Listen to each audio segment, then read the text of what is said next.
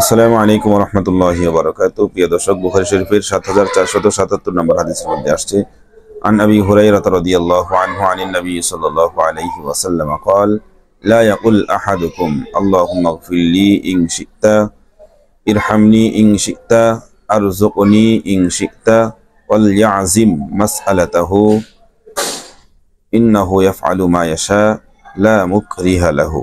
হযরত আবু হুরায়রা রাদিয়াল্লাহু তাআলা আনহু থেকে বর্ণিত, তিনি বলেন, নবী করিম সাল্লাল্লাহু আলাইহি ওয়াসাল্লাম ইরশাদ করেছেন, তোমাদের কেউ যখন দোয়া করে তখন সে যেন এরকম না বলে যে আল্লাহুম্মা গফিরলি ইন শি'তা, হে আল্লাহ আপনি যদি চান আমাকে ক্ষমা করে দিন।